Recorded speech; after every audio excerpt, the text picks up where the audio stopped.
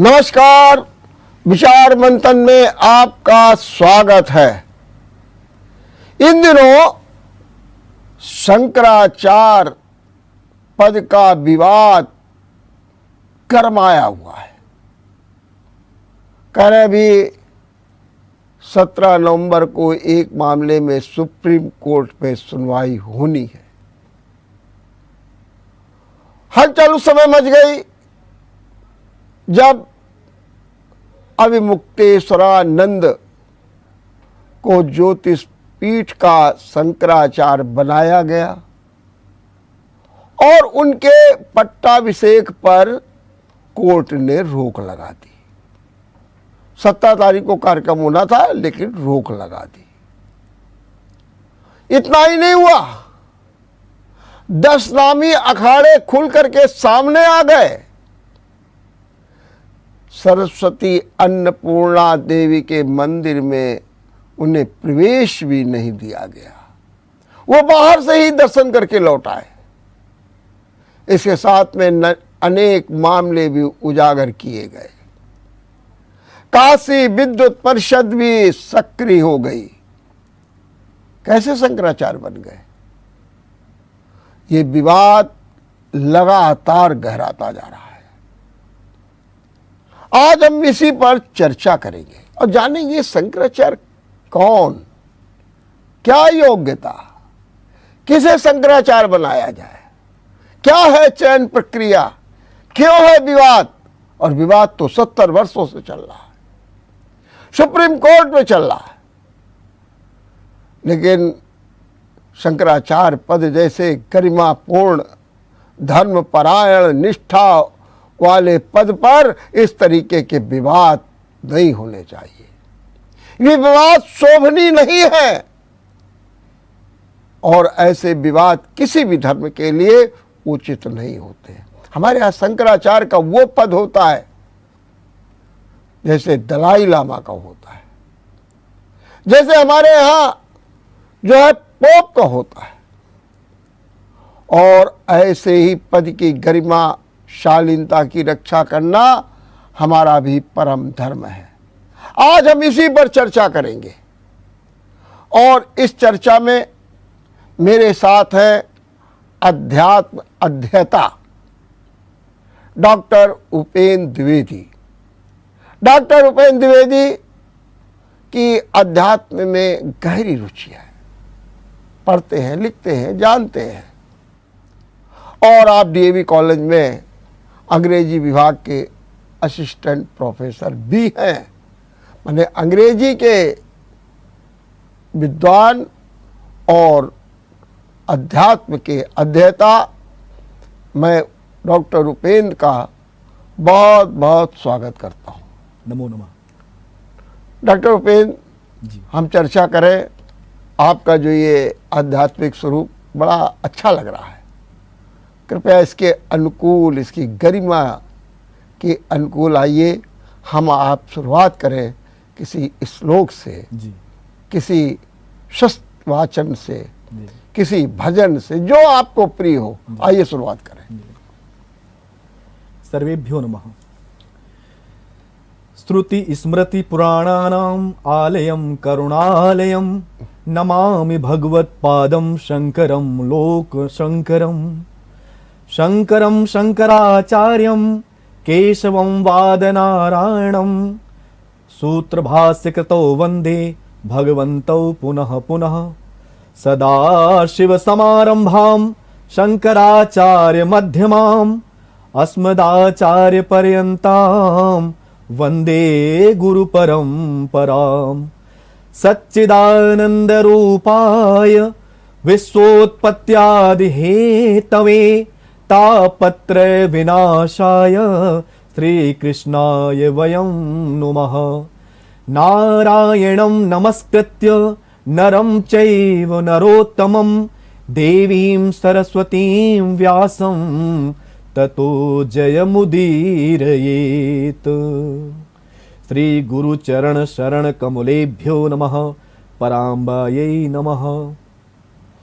Doctor Upendra जी, बहुत अच्छे ढंग से आपने स्तुति की मैं ये जानना चाहता हूँ एक अध्यात्म अध्येता पर क्या प्रतिक्रिया होती है जब शंकराचार्य का पद विवादों में घिर जाता है? कैसा लगता है? आप जैसे असंख्य लोग हैं, धर्मपरायण लोग हैं, हिंदू धर्म के लोग हैं, और जब शंकराचार्य के पद को लेकर के ही विवाद हो जाते हैं तो आपको कैसा लगता है, जरा हमको बताइए। जी, सर्वप्रथम मैं अपने विचार अपनी गुरुवाणी के साथ रख रहा हूं। ये पावन धरा धर्म के माध्यम से टिकी हुई है। धर्म का अस्तित्व नहीं तो इस धरा का अस्तित्व नहीं। लगभग 5000 वर्ष पूर्व ही समय की गणना में कलिकाल ने प्रवेश किया। द्वापर का अंत हुआ, महाभारत युद्ध का अंत हुआ, परीक्षित के द्वारा कलिकाल का प्रवेश हुआ।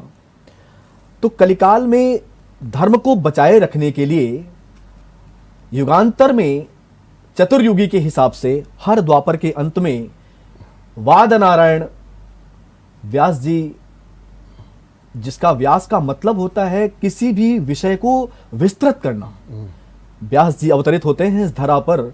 और इस कलयुग में जब इंसान मनुष्य पतन की ओर जाता है, उसको बचाने के लिए धर्म शास्त्रों के माध्यम से, उसके शास्त्रों के वेद, एक वेद जिसको हम अपौरुषेय कहते हैं, श्रुति सम्मत विषय कहते हैं, जिसकी उत्पत्ति न तो ब्रह्मा से हुई है और न नारायण से हुई है। नारायण के 7 वेदों की उत्पत्ति मानी गई है। जितना समय नारायण की उत्पत्ति को हुआ उतना समय वेदों की उत्पत्ति मानी जाती है। नारायण के द्वारा नाभि कमल से ब्रह्मा की उत्पत्ति, ब्रह्मा की उत्पत्ति होने के बाद भगवान नारायण के आदेशानुसार वो तप करते हैं, और तप के बाद भगवान नारायण उनको वेदों का प्रकाश उनके हृदय में समाहित करते हैं। उस प्रकार ब्रह्मा के मानस पुत्र श्रुति सम्मत विषय पिता पुत्र की श्रेणी में आगे बढ़ता है। इसके बाद ऋषियों में वशिष्ठ जी के पास जाता है जो कि मानस पुत्र हैं। वशिष्ठ जी के पुत्र शक्ति जी के पास जाता है। शक्ति जी के पुत्र पराशर जी के पुत्र जो हैं कृष्ण द्वैपायन जी हैं। इस तरह से इन्होंने वेदों का विस्तार किया। ये श्रुति सम्मत विषय कहलाता है। दूसरा मेरा बिंदु ये है, मैंने कहा धर्म धरा के लिए अति आवश्यक बिंदु है। धर्म के आधार पर यह धरा टिकी हुई है। मैं यहाँ व्यक्तिगत हिंदू धर्म की बात नहीं करता, सभी धर्म सामान्य हैं, सभी धर्म अपनी जगह पूज्य हैं, मान्य हैं। मैं सिर्फ यहाँ बात करता हूं कि जिस तरह से आपने कहा कि अंग्रेजों में पोप का पद सबसे बड़ा धर्माचार्य का पद होता है, उसी तरह से हिंदू सनातन धर्म में 10 नामी अखाड़े, जितने भी धर्म हैं, जितने भी धर्म के अखाड़े हैं, 5 वैष्णवाचार्य, 13 अखाड़े, रामालय ट्रस्ट, इसमें जितने भी हैं, इन सब में शंकराचार्य का पद सर्वश्रेष्ठ सर्वपूज्य वंदनीय होता है। तो मैं इस विषय पर जाने से पहले तो सबसे पहले जो वर्तमान जो शंकराचार्य जी का मुद्दा जो गरमाया हुआ है, मैं केवल ये जानना चाहता हूं कि जो ये शंकराचार्य को लेकर के विवाद छिड़ा हुआ है, इसकी आप लोगों में क्या प्रतिक्रिया, आप इसको कैसे देखते हैं? एक सामान्य धर्मपरायण व्यक्ति कैसे देखता, मैं ये जानना चाहता हूं। जी, मैं आपसे बताना चाहता हूं कि अगर आप हमारे आध्यात्मिक बिंदु को जानना चाहें, यदि आप हमारे पटल को झांक करके देखना चाहें, तो हम इतना भीषण विचलित हैं कि आज लोग संत समाज पे किस तरह से उंगली उठा करके संत की छवि को भी धूमिल कर रहे हैं। आम जन को जो पाश्चात्य आधुनिकता अपने पैर पसार रही है और हमारा सनातन सिकुड़ता जा रहा है, और उस पर ये जो सनातन की ध्वजा फहराने वाले जो सनातन के प्रहरी जो ये संत हैं, संत समाज, ये स्वयं मामले को खींच रहे हैं, तान रहे हैं। जो हम जैसे धर्माचार्य हैं, जो हम जैसे जो लोग हैं, आध्यात्मिक बिंदु पर हैं, वो कुंठित होते हैं कि आखिर क्यों 70 साल से ये गद्दी विवादित है, कोर्ट में आखिरकार धर्माचार्य का पद। लेकिन रुपेश, जो मैंने देखा या मैं समझता हूँ, जब परंपराएं टूटती हैं, जब नई नई बातों का सृजन होता है, और जब हम एक मान्य प्रक्रिया को नहीं अपनाते हैं, कहते हैं कि शंकराचार्य बनने की प्रक्रिया बड़ी कठिन है। शंकराचार्य कौन होता है? शायद आप भली प्रकार जानते हो। जी ब्राह्मण होना चाहिए, जी जितेंद्रिय होना चाहिए, जी पवित्र होना चाहिए, जी और निपुण होना चाहिए, जी वाक्पटुता में निपुण होना चाहिए, जी। तार्किक विश्लेषण अच्छा कर लेना चाहिए, जी और उसको चारों वेदों 6 वेदांगों का भी ज्ञान होना चाहिए। जी। इतना ही नहीं, शास्त्रों में और व्यवहारिकता में या शास्त्रों के बीच समन्वय स्थापित करने वाला भी होना चाहिए। जी ये तो गुण होते हैं, जी जैसा मैं पढ़ता हूँ। जी जी क्या आप इससे सहमत हैं? पूर्णतया सहमत हूँ।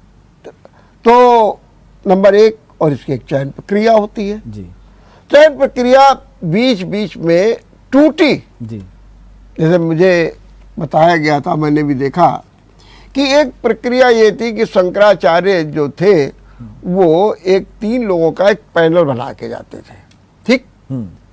और उसमें ये होता था कि जो नंबर 1 पर है, जैसे मुझे पता है कि करपाती जी महाराज का नाम पहले आता था, जी लेकिन वो रिजेक्ट कर देते थे, तो दूसरे नंबर के व्यक्ति शंकराचार्य बन जाते थे। एक तो प्रक्रिया ये थी। दूसरी, आपको मालूम होगा कि मठा न्याय बना हुआ, जिसको महा अनुशासन बोलते हैं, जी जी ठीक है। उसकी प्रक्रिया क्या है? वो कहता है कि शंकराचार्य उसे बनना चाहिए जिसका चयन 10 नामी अखाड़े महामंडलेश्वर मिल करके करें, नंबर 1।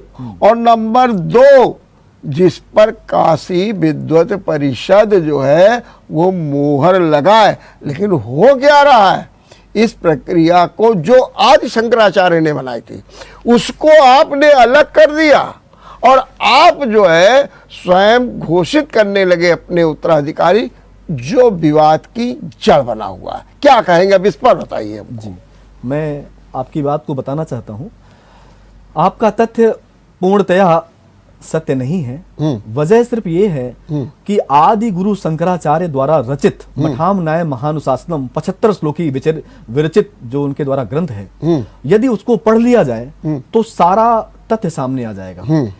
समय के साथ परिवर्तन एक नैसर्गिक प्रक्रिया है। वो दूसरी बात, समाज वो दूसरी बात है कि अपन न कर सकते। मैं केवल वो जो शास्त्रों में उल्लिखित है, मैं वहीं आ रहा हूं, उसकी मैं बात कर रहा हूं। मैं वहीं आ रहा हूं। आपने कहा कि ये परिवर्तन कैसे आया? परिवर्तन कैसे नहीं, परंपरा आपने तोड़ दी। आपने उस नियम को जो मान्य प्रक्रिया थी उसकी तोड़ दी, इसके कारण विवाद हुआ। मैं ये सीधा सीधा कह रहा हूं। मठाम न्याय महानुशासनम का नियम ये है। हाँ। सबसे पहले तो मैं आपको बताना चाहता हूं, that is known the bond between the teacher and taught that is peculiar in the whole universe. सबसे पहले गुरु शिष्य परंपरा को समझिए। मठाम न्याय का श्लोक है, मेरे पास मठाम न्याय की प्रति है। मठाम न्याय महानुशासनम की प्रति में लिखा हुआ है कि एक गुरु जो होता है राजा से बढ़कर के होता है। जब राजा स्वयं शासन करता है तो कहता है अब मैं आपके ऊपर हूं, तो गुरु दंड रख करके कहता है कि मैं तुम्हारे ऊपर हूं। तो गुरु अपना अधिकार राजा से ऊपर रखता है, नंबर 1 बात। नंबर दूसरा, जब राजा के अभिषिक्त होने की भी प्रक्रिया और गुरु के अभिषिक्त होने की प्रक्रिया ऐसी है, मठाम न्याय के अनुसार जो मैं बोल रहा हूं, प्रमाणित बात बोल रहा हूं। मठाम न्याय में लिखा है कि एक गुरु के इस स्थूल शरीर के जीवित रहते दूसरा आचार्य नहीं आ सकता, और जैसे ही वो आचार्य का स्थूल शरीर छूटता है तो उसके पहले ही वो विधि सम्मत अपनी वसीयत पर लिखते हैं कि मेरे शरीर छूटते ही ये उनका घोष है जगत गुरु आदि शंकराचार्य का, कि गद्दी को रिक्त एक फल भी नहीं रहना चाहिए। जब नया आचार्य नियुक्त होगा तो वो किस क्रिया से इनको जल समाधि भू समाधि देने का अधिकारी होगा, ये उसको अधिकार लेना है। तो इस तहत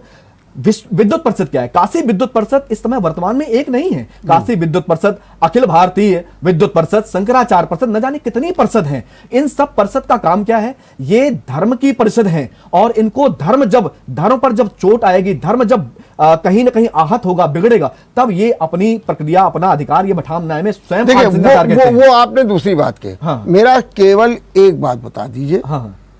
आपने कहा कि ये गुरु शिष्य परंपरा के तहत, मैं कहता हूं गुरु शिष्य परंपरा। हाँ। क्या मैंने जो कहा कि उसमें जो उल्लेख किया गया है 10 नामी अखाड़े महामंडलेश्वर, ये सब मिलकर के चयन करेंगे और इस पर काशी विद्वत परिषद मोहर लगाएगी। ये प्रक्रिया, क्या मैं ये पूछ रहा हूँ, ये प्रक्रिया का उल्लेख उसमें नहीं है, या तो आप मना कर दीजिए कि नहीं ये उल्लेख नहीं है, अगर है तो आप उसको बात बता दीजिए। काशी विद्युत परिषद की जितनी भी विद्युत परिषद हैं, इन सब परिषद की उपस्थिति अनिवार्य हो सकती है पट्टाभिषेक, महाअभिषेक के समय पर। ठीक। लेकिन गुरु शिष्य परंपरा, जब गुरु अपने शिष्य को परख लेता है कि मेरा शिष्य इसके लिए उपयुक्त है और वो अपनी वसीयत पर लिख देता है, तो उसको पूर्णतया उसको शास्त्रार्थ उसका होगा। और जब उसी मामले को आप कोर्ट पर पहुंचा दोगे, कोर्ट में घसीटोगे, तो शास्त्रार्थ का कोई औचित्य नहीं बन जाता।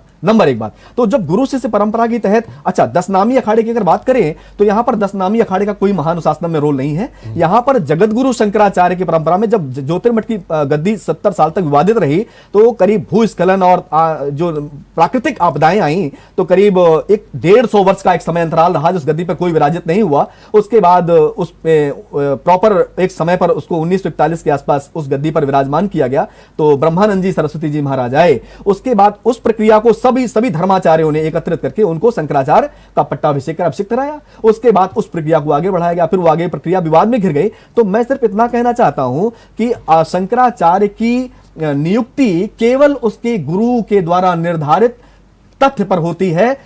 काशी विद्युत परिषद धर्माचार्यों का यह नियम होता है कि यदि वो अधर्म कर रहा है आचार्य, तो वो सभा बुला करके शास्त्रार्थ के माध्यम से उसको पदच्युत तो कर सकता है। लेकिन ये कह दिया जाए कि गुरु को किनारे करके शिष्य केवल काशी विद्युत परिषद के द्वारा चयनित होगा, ये गलत। बस एक बात है जी, आप बतला रहे हैं कि ये जो नियुक्त की प्रक्रिया है गुरु शिष्य परंपरा जी, ठीक। हाँ। हम जो बता रहे हैं वो हम दशनामी जो है, जो मठान न्याय में लिखा हुआ, महान शासन में उसमें लिखा, मैं उसका जिक्र कर रहा हूँ।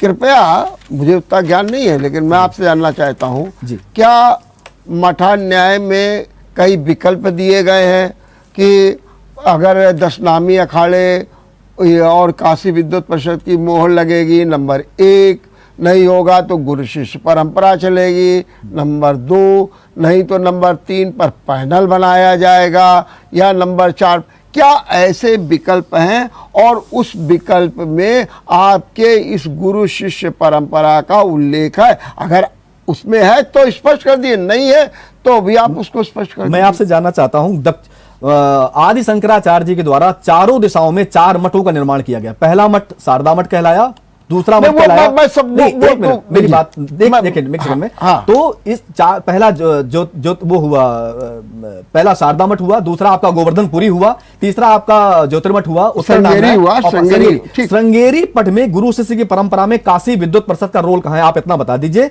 कितने वर्ष पहले कितने गुरु कब वहां पर काशी विद्युत परिषद? फिर वही नहीं कह रहा हूं मैं, आपकी बात को जो नहीं कह रहा हूं कि आप गलत बोल रहे हैं। जी। आप हमको एक उदाहरण दे करके बता रहे हैं कि श्रृंगेरी में ऐसा हो रहा है। जी ठीक है, हो रहा है जी, मैं ये नहीं कह रहा हूं। लेकिन मेरा सवाल ये है कि मैंने भी पढ़ा है, स्वरूपानंद जी ने भी कहा है कि एक बड़ी कठिन प्रक्रिया है और उसमें उनका उल्लेख भी है इस बात का। मेरा सवाल क्या है कि ये प्रक्रिया भी है या उसको हटा दिया? मेरा सवाल केवल ये है कि एक मान्य प्रक्रिया को जब हटाया जाता है, ठीक है, श्रृंगेरी में कोई विरोध नहीं कर रहा है, दूसरी बात है, लेकिन जहां विरोध हो रहा है तो वहां सुप्रीम कोर्ट तक और हाई कोर्ट तक मामला भी जा रहा है। मेरा सवाल केवल इतना है कि क्या जो मठान न्याय या 597 है, ठीक है, उसमें क्या इस बात का उल्लेख है कि गुरु शिष्य परंपरा में गुरु भी अपने उत्तराधिकारी का चयन करेगा? ये बताइए जी। गुरु शिष्य परंपरा के तहत मठामनाय महानुशासनम में लिखा हुआ है कि गुरु अपने शिष्य को जिसको दंड की दीक्षा देगा, वो ब्रह्मानंद जी के समय पर 4 अयोग्य शिष्यों का निर्णय किया गया था। तब काशी विद्युत परिषद का रोल ये बनता है कि ये जो गुरु ने अगर अयोग्य शिष्यों का चयन कर दिया है और वसीयत उनको आगे बढ़ाया है, तो वहां पर काशी विद्युत परिषद का ये धर्म, जो जितनी भी विद्युत परिषद विद्वानों की परिषद है, इनका कार्य है कि अगर शंकराचार्य के पद पर कोई अयोग्य व्यक्ति बैठा है तो इनको उतारा जाए, पदच्युत किया जाए और नए सिरे से उनकी निर्धारित किया। लेकिन गुरु शिष्य परंपरा अति प्राचीन है। गुरु शिष्य परंपरा गुरु स्वयं निर्धारित करता है। प्राचीन है। मठान न्याय महानुशासन में इसका श्लोक लिखा हुआ है। हाँ, वो बताइए। ये श्लोक के तहत पहला श्लोक इसका ये है, प्रयोक्तव्याः स्वधर्मेषु शासना यस्ततो अन्यथा कुर्वन्तु एव सतत मटनम धरणी तले। मतलब इसका यह है कि महानुशासनम के विपरीत यदि कोई विद्वान चले उन पर शासन किया जा सकता है तथा आचार्य निरंतर पृथ्वी पर भ्रमण करता रहे। ये एक नियम, एक जगह पर स्थिर न रहे। चातुर्मास का समय ऐसा होता है जिस पर उनको एक जगह ठहरना होता है, जिसका वो प्रायश्चित करते हैं। ये शंकराचार्य, ये मठामना बोल रहा है। दूसरा श्लोक ये लिखा हुआ है, स्व स्व राष्ट्र प्रतिष्ठे संचारा सुधीयताम मठे तु नियतो वासो आचार्यस्य न युज्यते।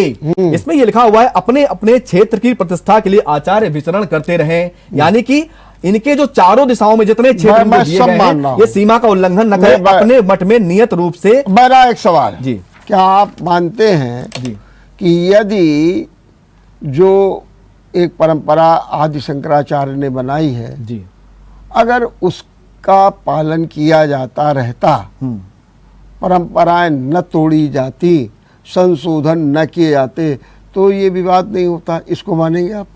नहीं, समाज पद्दलन की ओर जा रहा है, मैं इस बात को मानता हूं। हाँ। लेकिन मैं आपको एक पुरानी एक कथा ले चल रहा हूं, द्वापर में कृष्ण और जरासंध के युद्ध की। जरासंध एक आतताई राजा था जिसको जरासंध को मरवाया। मरवाने के बाद जब जरासंध के मरने के बाद उसका पुत्र भयभीत हुआ कि अब मेरा क्या होगा, ये तो मेरा पूरे मूल विनाश कर देंगे। तब कृष्ण ने कहा, तुम भयभीत मत हो, गद्दी खाली नहीं रहेगी। उसी समय द्वार की देहली नापते ही कृष्ण ने उनके पुत्र का अभिषेक कर दिया।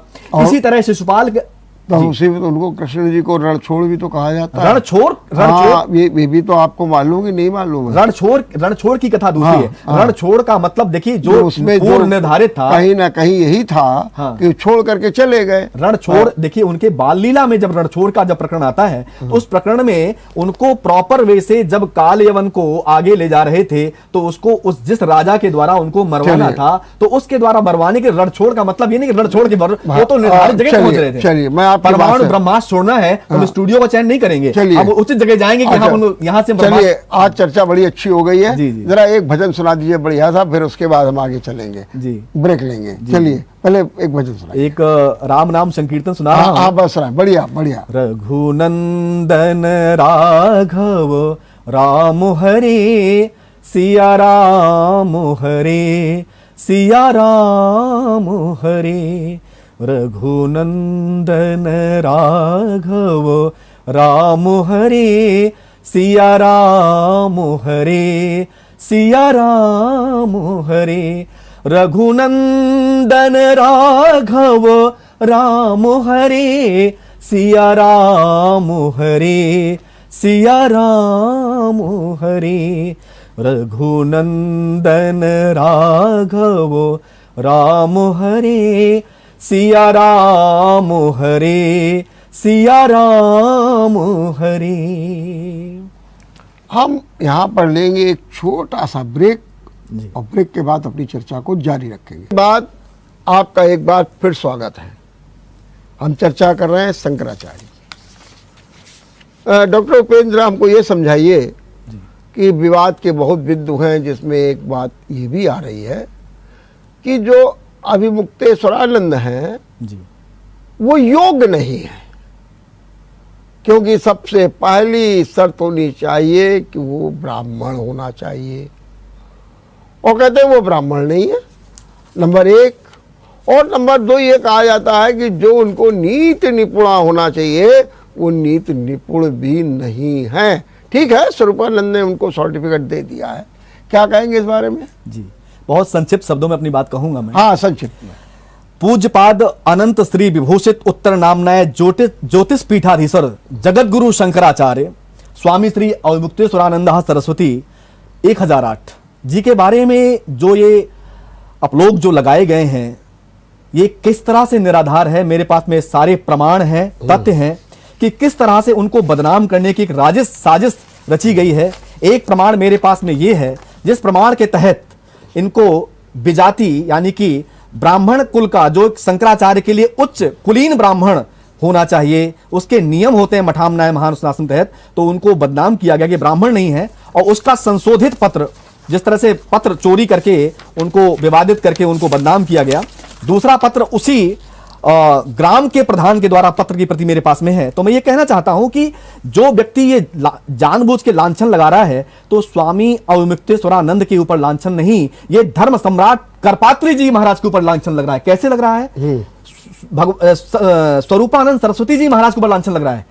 जिस समय पर ये दीक्षा का जो सिस्टम होता है, जब नैष्टिक दीक्षा ब्रह्मचर्य की दी जाती है, दूसरी दीक्षा दंड संन्यास की दी जाती है, तीसरी पूर्णाभिषेक दीक्षा दी जाती है, तो इनका बचपन जीवनी को जान प्रतापगढ़ के पास में ब्राह्मणपुरा नाम के गांव के रहने वाले इटार कुल के जो ब्राह्मण, जो पांडे परिवार, जिनका नाम उमा शंकर है, इनके पिता का नाम राम सुमेर है, इनकी माता का नाम अनारा देवी है, कोई बहुत दूर नहीं है, लोग तो जाने विदेशों तक की खबर निकलवा लेते हैं। इसके बाद इनका विवरण जानने के बाद ये कहाँ, गुजरात बड़ौदा में इन्होंने पढ़ाई की, गुजरात में, इसके बाद काशी आए, संस्कृत में इन्होंने संपूर्णानंद विश्वविद्यालय में इन्होंने आचार्य की डिग्री व्याकरण से प्राप्त की, इसके बाद उपाध्यक्ष पद पर चुनाव जीते, इसके बाद में ये वो तो बात की बात। हाँ, एक सवाल हो। हाँ, कहते हैं कि जब किसी भी शंकराचार्य का पट्टाभिषेक होता है तो कहते हैं हजारों की संख्या में लोग शामिल होते हैं जी, संत महात्मा शंकराचार्य सभी होते हैं जी।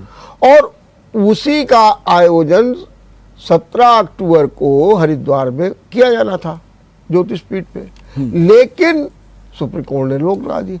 आप कहते हैं कि पट्टाभिषेक तो पहले ही हो गया, तो संत महात्मा कहते हैं ऐसे कैसे हो गया? उसकी एक परंपरा है, उसके विचार है। तो ये जो विवाद के बिंदु है, क्या जल्दबाजी में गुपचुप तरीके से पट्टाभिषेक कर दिया गया? इसको लेकर के जो विवाद है, इसके बारे में क्या कहना आपका? ये तथ्य पूर्णतया निराधार है जी। मैंने पहले भी आपसे कहा था कि मठामनाय महानुशासनम के तहत ये नियम है। अभी तत्काल में वर्तमान में एलिजाबेथ ब्रिटेन की रानी खत्म हुई हैं। आपको शायद पता हो कि राजशाही परंपरा में नियम क्या होता है कि जैसे ही कोई राजा खत्म होता है तो तुरंत जो है दूसरे राजा का अभिषेक किया जाता है, फिर वो अधिकार देता है कि हमें किस सिस्टम से इसको निपटाना है। तो जिस समय जगत गुरु शंकराचार्य द्वैपीठाधीश्वर स्वरूपानंद सरस्वती जो ब्रह्मलीन हुए, उन्हीं के सामने, पार्थिव शरीर के सामने इनको अभिषिक्त किया गया था। इनका पूर्ण संक्षिप्त अभिषेक किया गया था। देखिए, अभिषेक किया जाना, और तो फिर ये बताइए फिर हरिद्वार में क्या होने वाला था? जी, मैं भी आप महासम्मेलन कर रहे थे। जी जी। हाँ, तो उसमें क्या फर्क है? जी जी। वो क्योंकि उसको भी गद्दी अभिषेक का नाम दिया जा रहा। जी जी। हाँ, बोलिए। स्वरूपानंद सरस्वती जी के जो निजी सचिव सुबुद्धानंद जी हैं, उनको ये अधिकार वसीयत में उन्होंने दिया था कि आपके द्वारा ये संक्षिप्त रूप से अभिषिक्त किए जाएंगे और उनका अभिषेक किया जाएगा ताकि ये तात्कालिक व्यवस्था को संभाल सकें। उसके बाद में शंकराचार्य जी के द्वारा, उस समय जब उनका पार्थिव शरीर था तो सभी शंकराचार्य, सभी धर्माचार्य वहां पहुंचे, और जो नहीं पहुंचे तो वो उनकी मर्जी। सारे शंकराचार्यों को, सारे धर्माचार्यों को, वहां उपस्थित सभी लोग थे, मीडिया थी, प्रेस में सारी न्यूज छपी, उसी समय सबके सामने उनका पढ़ा, वसीयत पढ़ी गई, उसी समय जो है उनका अभिषेक किया गया, सुबुद्धानंद जी ने डिक्लेयर किया। उसके बाद में फिर उनके श्रृंगेरी पीठ के जो सचिव आए थे, उन्होंने उनके सामने पूरा बात रखी गई, फिर श्रृंगेरी मठ में जाकर के उनका अभिषेक किया गया संक्षिप्त। फिर ये नियम होता है कि जो पीठ होती है उस पीठ पर जाकर के उनका स्वागत अभिनंदन होता है। तो 17 अक्टूबर जो तारीख लगी हुई थी, वो 17 अक्टूबर को जो सुप्रीम कोर्ट ने बेबुनियाद ये बोला कि अभिषेक पर रोक, अभिषेक तो जब उनका हो चुका तो रोक के, वही तो हाल है, बालक पैदा हो गया, अब बालक पैदा नहीं होगा, ये कौन सी बात हुई? बालक तो पहले ही पैदा हो चुका है, अब कैसे रोक लोगे? तो वो एक स्वागत। लेकिन ये भी तो नई परंपरा आपने शुरू कर दी कि साहब वो कहेगा कि हमारे तुरंत बाद रिक्त नहीं होना चाहिए। ये भी तो एक आपने परंपरा को तोड़ दिया। अब जब एक गद्दी अभिषेक की एक व्यवस्था है जिसको आप 17 तारीख को कर रहे थे, उसी को आप भव्य रूप में कर लेते, लेकिन आपने ऐसा नहीं किया, तभी तो विवाद के ये बिंदु खड़े हो गए। दूसरी चीज है कि आजकल बड़े अनाप शराप अनर्गल प्रलाप हो रहे हैं, और कोई गोविंदाचार्य भी है, उन्होंने भी कुछ ऐसा कुछ कहा है। इसके बारे में आपका क्या कहना? गोविंदाचार्य जी के बारे में कहना चाहता हूं कि गोविंदाचार्य अपने आप को तथाकथित दंडी सन्यासी कहने वाले, जो इस समय जैसे कोई बिल्ली के जाने के बाद में चूहा जो है बिल से निकल के फफड़ाने कूदने लगे, गोविंदानंद की यही एक कहानी है। गोविंदानंद के बारे में बताना चाहता हूं, ये दक्षिण भारत का निवासी है। इसके जो गुरु थे वो अमृतानंद, जिसका संबंध पूरी गोवर्धन से मठ से संबंध उनका था। और अमृतानंद जी स्वरूपानंद सरस्वती जी के पास भी आते थे, उनको गुरुतर रूप से उनकी पूजा करते थे और उनकी सेवा करते थे। और ये 20 साल की उम्र में जिसने स्वयं यज्ञोपवीत नहीं करवाया, ब्राह्मण का यज्ञोपवीत 6 वर्ष से 8 वर्ष के बीच में हो जाना चाहिए, जिसका 20 वर्ष में यज्ञोपवीत नहीं हो रहा, वो दंड दीक्षा लिए घूम रहा, कैसे उसको दंड दीक्षा मिली, कैसे क्या हुआ, वो गुरु शिष्य परंपरा से अलग है। उसके बाद वो गिड़ाया यहां आकर के कि हमको चातुर्मास करने दीजिए, मेरे पास में भिक्षा, संत की एक भिक्षा होती है, जिस भिक्षा से वो भोजन ग्रहण करता है, जिसको दान मिलता है, तो चातुर्मास करेगा तो उसको भिक्षा प्राप्त होगी, और वो भिक्षा का भोजन ही संत ग्रहण करता है। करपात्री जी महाराज हाथ में भिक्षा लेते थे, अब वो हाथ की परंपरा बंद हो गई, उसके नाम पर एक निश्चित धन दे करके, तो उस चातुर्मास करने के लिए आश्रम आया, परमहंसी गंगा आश्रम जबलपुर में, जगत गुरु शंकराचार्य जी ने उसको चातुर्मास कर, इसने वहां हेरा फेरी की और वहां पर कुछ चोरी चपाटी भी की, इसने गलत काम किया, जिस पर स्वरूपानंद सरस्वती को बाहर निकाल दिया। और उसके पहले ही जिनकी आज ये बुराई कर रहा है हमारे वर्तमान शंकराचार्य और मुक्तेश्वरानंद जी की, उन्हीं की ये बड़ाई कर रहा था, प्रशंसा कर रहा था कि 2 धाराएं बड़ी सुंदर निकली हैं जो स्वरूपानंद सरस्वती जी के द्वारा ये भारत के भावी कर्णधार हैं, और आज उन्हीं को ये किस राजनीतिक षड्यंत्र के तहत किनके कहने पर आज जो है तो ये विपरीत वीडियो बना करके सब वायरल कर रहा है। इसकी कहानी ये है कि कर्नाटक हम्पी से इसका संबंध है, वहां भी इसने हेरा फेरी करी, वहां से इसको भगाया गया है, इसको परमहंसी गंगा आश्रम से भगाया गया है, इसलिए ये विरोध में उतरा हुआ है। लेकिन आपने एक शब्द कहा राजनीतिक षड्यंत्र, हाँ, ये कौन सा है? कौन है राजनीति का षड्यंत्र करने वाला? अब राजनीतिक षड्यंत्र देखिए ये है कि आपने कहा, हाँ, ये कौन है इसके पीछे राजनीति? अब राजनीतिक षड्यंत्र का मतलब राजनीतिक पार्टियां क्या रोटी सेक रही हैं कि किसके क्या अपने विचार हैं, ये तो मैं स्पष्ट नहीं कह सकता। मैं इसलिए कह सकता हूं कि देखिए हमारे जो जगत गुरु जो धर्म के नाम पर जो उन्होंने जो आंदोलन किए हैं वो किसी से छुपे नहीं है। क्या आपको लग रहा है कि जो हमारी राजनीति इस समय धर्म से पूरी तरीके से लवरेज होती चली जा रही है, आच्छादित हो रही है, जबकि नहीं होना चाहिए जो भी, तो क्या आपको लग रहा है कि उसी का ये परिणाम है? जहां तक मैं स्पष्ट रूप से अनुमानतः जो देख पा रहा हूं, जब हमारे वर्तमान शंकराचार्य जगत गुरु 30 साल से स्वरूपानंद सरस्वती जी महाराज सानिध्य में थे, करपात्री जी महाराज के अंतिम समय पर उन्होंने श्रीमद् रामायण रामचरितमानस का पाठ सुनाया, करपात्री जी महाराज ने इनको स्वरूपानंद सरस्वती जी को सौंपा, उन्होंने इनकी दीक्षा कराई, 2000 में इनकी नैष्टिक ब्रह्मचर्य की दीक्षा होती है, 2003 में की दंड दीक्षा होती है। अब इसके बाद में प्रश्न लग जाता है, इन्होंने लगातार 30 वर्षों तक क्या क्या किया? राम रक्षा सेतु अभियान चलाया, राम जन्मभूमि मुकदमे में इनके साथ में ब्रह्मलीन शंकराचार्य ने जो काम किया है उसमें चारों शंकराचार्य, 5 वैष्णवाचार्य, 13 अखाड़े के प्रमुख, रामालय न्यास के ये सचिव भी रहे। इसके बाद सार्वभौम गंगा सेवा अभिमान से ये एक मिनट, अभी मुक्तेश्वरानंद पर एक कोर्ट ने भी अभी एक ये उनको फरार घोषित कर दिया, उनकी संपत्ति, उनके साथियों की संपत्ति को भी कोर्ट, अगर आप ये उपलब्धियां बता रहे हैं तो ये भी तो कहीं ना कहीं आता है, ये क्या क्या मामला? इस तथ्य को आप प्रामाणिक रूप से सामने रखिए। ये तथ्य तो मैं तो लगातार उनके पेज से जुड़ा हुआ हूं और मैं गुरु शिष्य परंपरा से हूं, तो मैं लगातार ऐसा कोई भी इस तरह का अपवाद, इस तरह का जो भी है, ये सब निराधार है, इसको आज तक सामने आया ही नहीं। अच्छा ये बताइए कि ये सब जो कुछ हो रहा है, हालांकि ये हिंदू धर्म के लिए भी या किसी भी धर्म के लिए उचित नहीं, जैसा मैं बार बार कह रहा हूं, इसके पीछे कौन शक्तियां हैं? देखिए 2 बातें हैं। एक तो अगर आप यूं देखिए सामान्य रूप से तो ऐसा लगता है कि प्रक्रिया का पालन नहीं किया गया, जिससे लोग नाराज हैं, क्योंकि 10 नामी अखाड़े सब एकजुट हैं, काशी विश्वविद्वत परिषद भी वहीं पर दे रही, नंबर 1। और नंबर 2, अगर मान लीजिए हम आपकी बात से सम्मान लेंगे सब कुछ, तो आखिर वो कौन सी शक्तियां हैं जो इस तरीके का प्रलाप करके जो है हमारे धर्म को, हमारे शंकराचार्य को की छवि को धूमिल करने में लगी हुई है? जरा बताइए। देखिए मैं आपको कहना चाहता हूं कि आदि अनाद काल से इतिहास साक्षी है कि राम पैदा हुए तो रावण पैदा हुए, कृष्ण पैदा हुए तो कंस पहले आ गए। और इस तरह से जब जब धर्म का प्रचार होगा तो ये निष्कंटक इस तरह के लोग, कलंकित लोग जो है समाज में जरूर उतरेंगे। जब सार्वभौम गंगा सेवा अभियान चल रहा, जब गंगा को राष्ट्रमाता घोषित करने की, राष्ट्र ध्वज का सम्मान हो सकता है तो गंगा का सम्मान जैसे जीवन चलता है, उसको जब इन्होंने मुहिम छेड़ा, इसके बाद मंदिर बचाओ आंदोलन, शास्त्रों में लिखा हुआ है कि प्रतिष्ठा होती है चल और अचल, 2 प्रकार की। एक होती है अचल प्रतिष्ठा जो मंदिर हिलता नहीं है, एक होती है चल प्रतिष्ठा जिसको दूसरी जगह पुनर्स्थापित किया जा सकता है।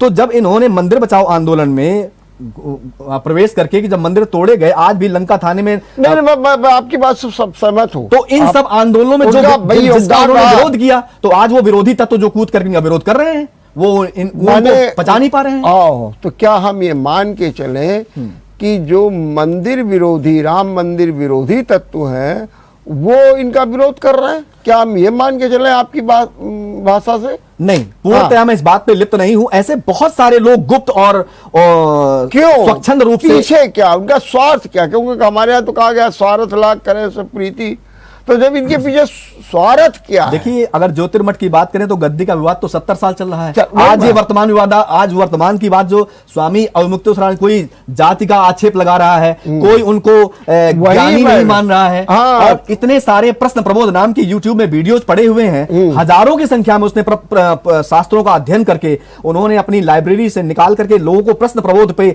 लोगों के प्रश्नों का उत्तर दिया। यदि उनको शास्त्र ज्ञान न होता तो प्रश्नों का उत्तर कैसे देते? मैं सवाल ये नहीं कर रहा, मैं अब उनकी योग्यता पर कोई सवालिया निशान नहीं लगा रहा हूं। मैं मान के चल रहा हूं कि पूर्णतः योग्य है, शंकराचार्य के पात्र हैं, बल्कि सुपात्र हम कह देते हैं। सब कुछ मैं मान चल रहा हूं।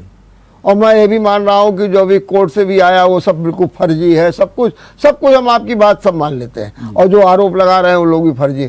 सवाल केवल सीधा सीधा हमको ये बताइए, वो कौन तत्व हैं, वो कौन शक्तियां हैं जो इस तरीके का अभियान चलाए हुए हैं, और खास तौर से हिंदू धर्म के खिलाफ? मैं तो ये मानूंगा, इसके बारे में बताइए, वो कौन सी शक्तियां हैं? देखिए, ऐसा है, इन शक्तियों ने तो कोई अपना प्रमाण दिया नहीं, ना तो ऐसा कोई प्रमाण है कि नहीं आतंकवादी जब कहता है कि नहीं, वो स्वयं कह देता है कि नहीं मैं इसकी जिम्मेदारी लेता हूं, ऐसा तो कोई सामने नहीं आया। लेकिन जब वर्तमान में हमारी निगाहें देखती है कि वर्तमान में क्या हो रहा है, एक धर्माचार्य धर्म के लिए अपनी ध्वजा को फहराते हुए आगे बढ़ रहा है, हुंकार भरता हुआ, और पीछे से लोग पैर खींच रहे हैं, पीछे से लोग, तो इसको क्या समझा जाएगा? इसको यह समझा जाएगा कि वर्तमान में जो समाज में जो भ्रष्टाचार फैला हुआ है, जो वर्तमान में जो इस तरह के जो क्षणिक और जो कुत्सित लोग हैं, कुंठित लोग हैं, वो चाहे वो राजनीति से जिनका संबंध हो, चाहे सामाजिक कार्यों से संबंध हो, तो कहीं ना कहीं वो इन धर्म कार्यों को, धर्म को बचाने के लिए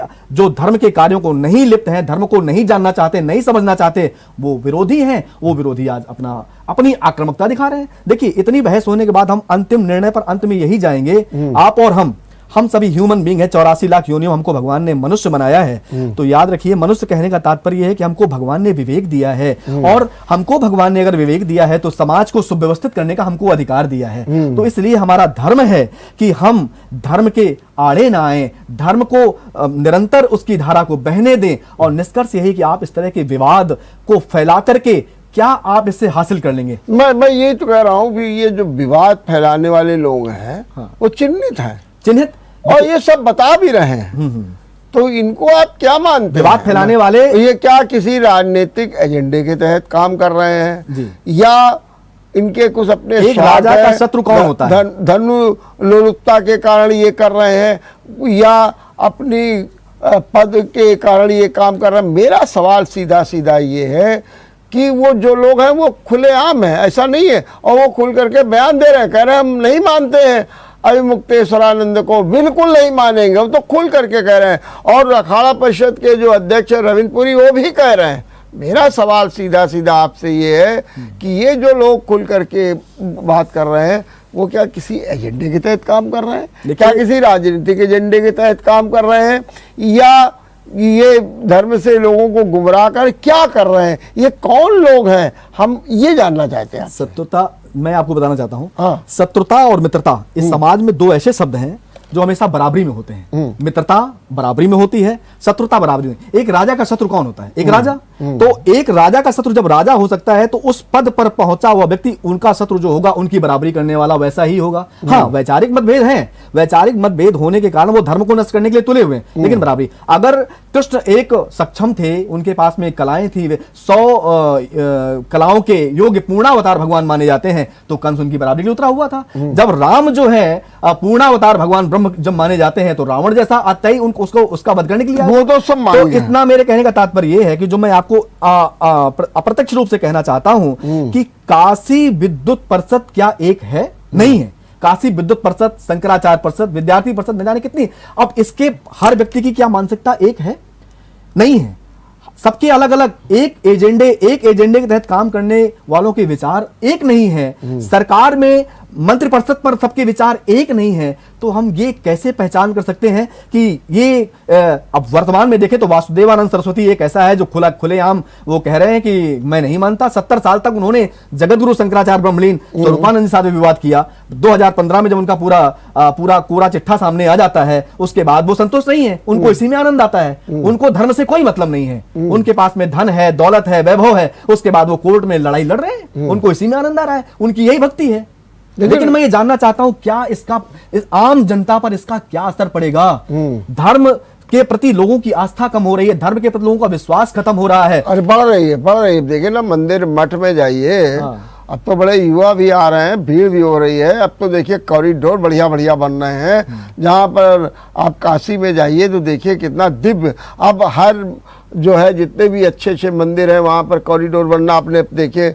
परमठ में आनंदेश्वर मंदिर में है, तो ये हम कैसे कहते हैं कि आस्था कम हो रही है? आस्था तो और बढ़ रही है, बहुत तेजी के साथ बढ़ रही है, मेरा तो सीधा सीधा।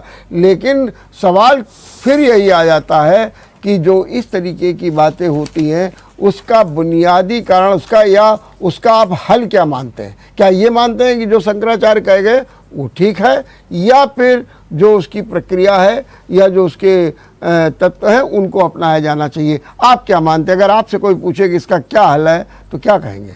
देखिए, मैं आपका 2 बिंदु में इसका उत्तर दे रहा हूं कि हम अपने परिवार में किस परंपरा को आगे बढ़ाते हैं। बहुत 2 ही शब्दों में बात अपनी कहूंगा, लेकिन मुझे बोलने दीजिएगा प्लीज। लेकिन संक्षेप में रखिएगा। हाँ, संक्षेप में। एक तो परंपरा जो आपके घर में आपके बाबा मामा पिताजी ने जो परंपरा को चलाई होगी, उस लौकिक रीत को आगे बढ़ा करके आपके यहाँ कार्य होते हैं।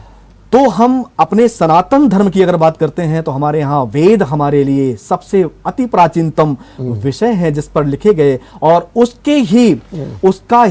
उसको ही सिंप्लीफाई करके, सरल करके जो पुराणों पर उसको लिखा गया है, जिसको पढ़ने के लिए बनाया गया है, जिसको अधिकार दिया गया है, द्विजत्व के बाद जिसको पढ़ने का अधिकार होता है। तो मेरे कहने का तात्पर्य है, वैदिक और लौकिक चीजों में लिखा हुआ है कि मंदिर को तोड़ करके मंदिर की पुनः स्थापना कर दी जाए। आप इस आधुनिकता की बात कर रहे हैं कि आस्था, अब क्या आस्था तब नहीं थी? ऐसा नहीं है। आधुनिकता की ओट में चोरी करने वाला, घूसखोर, इस तरह के नाना प्रकार के व्यभिचारी लोग मंदिर में जाकर के गलत काम करके मंदिर में माथा टेकें, तो अगर आप इसको आस्था मानते हैं तो इसका कोई उत्तर नहीं। ये सब निराधार तथ्य हैं। आस्था को मतलब ये नहीं कि उसको आधुनिकता के सैलाब से आप उसको लबालब कर दें, तो चकाचक और लबालब की यह बात नहीं है। बात यह है कि आप तथ्यों के साथ नियमबद्ध, संयमित होकर के आप उन कार्यों को संपादित करें, तो जो समाज की जिसमें समाज को इससे उनकी पुरानी चीजों का भी वर्चस्व बना रहेगा। आप नवीनीकरण में पुराने इतिहास को तोड़े मरोड़े नहीं। नंबर 1। और आस्था की बात अगर आप कह रहे हैं तो आस्था में भाव का जो परिवर्तन वर्तमान में देखने को मिल रहा है वो आधुनिकता का है, पाश्चात्य शैली का है। लेकिन व्यक्ति की दिनचर्या यम नियम आसन प्राणायाम प्रत्याहार की नहीं है, व्यक्ति का जीवन संयमित नहीं है। एक द्विज को किस तरह से जीवन को शुरू करना चाहिए उसको इस विषय का मूलभूत ज्ञान नहीं है, और दिन भर अपने मन की मनमानी करने के बाद शाम को कहता है मंदिर गया प्रणाम के लिए, तो कलयुग केवल नाम धारा, तो ऐसा पुराणों में ही लिख करके जाए। तो इन्हीं के तथ्यों को मान करके हम अपने जीवन शैली को आगे बढ़ाते हैं। इसलिए इस परंपरा को मैं उचित नहीं मानता कि अगर मंदिर तोड़ करके उनकी दोबारा दूसरी जगह लेकर उसकी पुनर्स्थापना कर देते। क्यों नहीं किया? आज वो लंका थाने मंदिर, वहां पर उनकी पूजा हो रही है नियुक्त होकर। तो ऐसे बहुत सारे विवाद हैं जो पुराणों को न मानकर इसका परिणाम भी भोगना पड़े, क्योंकि एक सार्वभौमिक सत्ता है जो हम सब पर शासन कर रही है। हमको लगता है कि हम नहीं देख रहे हैं, एक आंखें हैं, वो सब देख रही हैं, और वो न्याय जब उसका न्याय होगा तो उसके न्याय के सामने हमारा न्याय कुछ नहीं चलेगा। चलिए, नंबर 1 जी, अब थोड़ा सा ये समझा दीजिए कि ये जो प्रकरण चल रहा है विवाद का, तो इससे जो हमारी भारतीय संस्कृति है या हमारा जो सनातन धर्म है वो उसका कितना अहित हो रहा है? हाँ, इस बिंदु से मैं आपसे सहमत हूँ। निश्चित रूप से अगर हम बहस से बाहर निकल करके आते हैं तो मैं अपने हृदय को, पटल को झांकने की कोशिश करता हूँ और आपकी भावना का सम्मान करता हूँ, तो निश्चित रूप से मैं आहत होता हूँ कि भले ही राम और रावण का युद्ध हुआ, कंस और का मारा जाना कृष्ण के द्वारा, और वर्तमान में जिस तरह से धर्म की क्षति हो रही है, ये अपने आप को धर्माचार्य कहने वाले ये तथाकथित लोग, जो वास्तव में संत की शुरुआत कैसे होती है, हम कर्ता अपने आप को मान लेते हैं, हम कर्ता नहीं है, हम अकर्ता हैं। कर्ता तो वो है जो हमसे करवा रहा है। हम तो टीवी हैं, रिमोट तो उसके हाथ में है। हम कह दें कि ये मैं बोल रहा हूं, नहीं, हमसे कोई बुलवा रहा है। That is pre decided, we can't say rule of God. तो कहने का मेरा तात्पर्य है कि जो धर्म की जो हानि हो रही है वो किसी से छुपी नहीं है। ठीक बात। लोगों के प्रति आस्था कम हो रही है, संत समाज के प्रति आस्था खत्म हो रही है जब इस तरह से लोग विवाद को लंबा खींच रहे हैं। लेकिन अंततः मैं ये कहूंगा, सत्य कभी पराजित नहीं होता। चलिए, नंबर 1। नंबर 2, ये सवाल और भी हम आपसे पूछ रहे हैं कि जगह जगह शंकराचार्य बन रहे हैं और जिसको देखो अपने नाम के आगे शंकराचार्य लिख देता है जी। बहुत दिनों पहले अपने यहाँ कानपुर में भी एक स्थान को लेकर के शंकराचार्य बन गए और इनको लोग नकली शंकराचार्य भी कहते हैं, फर्जी शंकर। क्या अब सरकार को कुछ ऐसा कानून बनाना चाहिए, कुछ ऐसी सख्ती करनी चाहिए ताकि इस तरीके के जो शंकराचार्य हैं वो समाज को, धर्म को गुमराह न कर सकें और ऐसे विवादों का अब पटाक्षेप भी करने के लिए सरकार को हस्तक्षेप करना चाहिए? जी, बहुत अच्छा प्रश्न आपने किया। मैं इस प्रश्न की आपसे प्रतीक्षा कर रहा था कि आप मुझसे ये प्रश्न करेंगे और ये प्रश्न वास्तव में बहुत अच्छा है।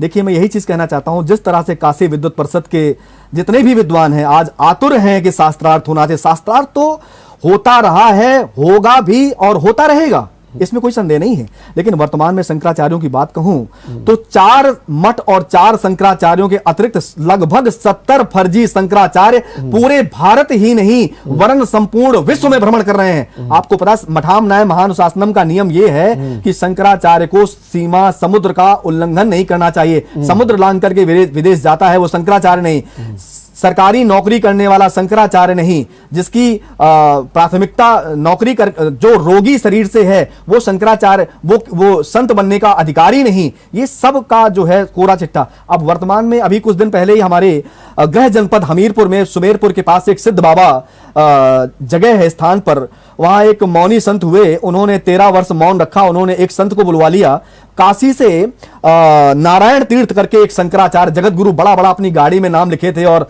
बोले शंकराचार्य। जब मुझे बताया, मुझे आमंत्रित किया गया तो मैंने उनसे पूछा कौन शंकराचार्य आए हैं, कौन से पढ़ के हैं? तो बोले नारायण तीर्थ कोई काशी से आए हैं। तो मैंने कहा आप उससे मुझे मेरा संपर्क करवाइए। मैंने उससे वार्ता की, उनके निजी सचिव से और उन लोगों से।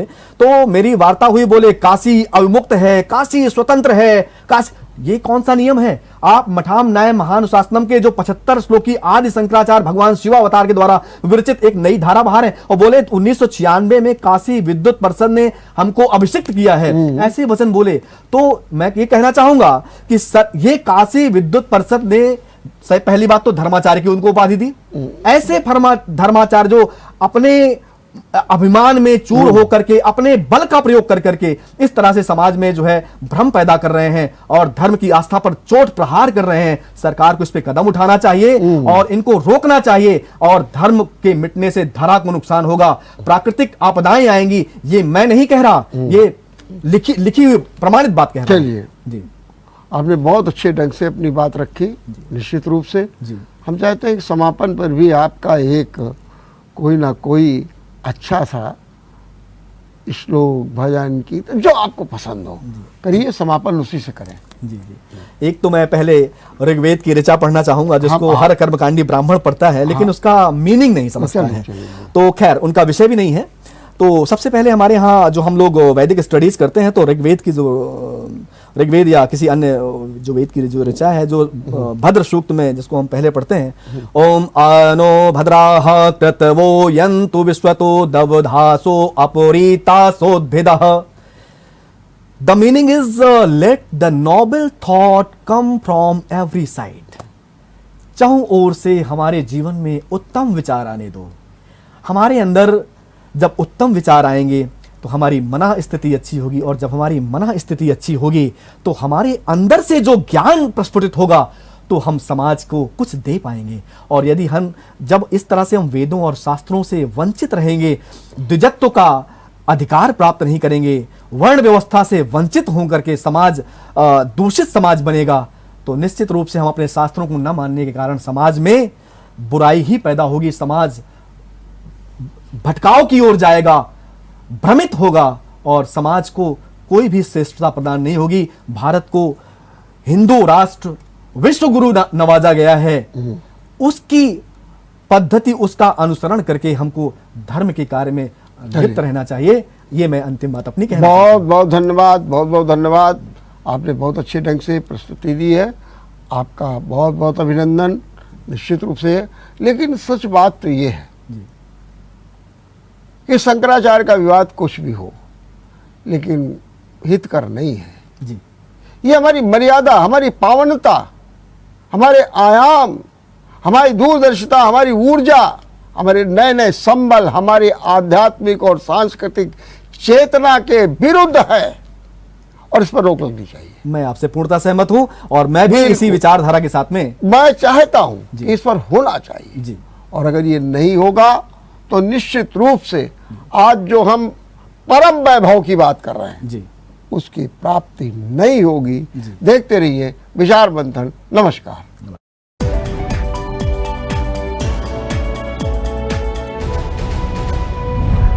अगर आपको हमारा वीडियो पसंद आया हो तो हमें लाइक करें, सब्सक्राइब करें और ज्यादा से ज्यादा शेयर करें और हाँ, बेल आइकॉन दबाना ना भूलें ताकि हर खबर का अपडेट आप तक पहुंचे तुरंत। आप हमें इंस्टा, ट्विटर और फेसबुक पर भी फॉलो कर सकते हैं। हमारी आईडी है @JMT News।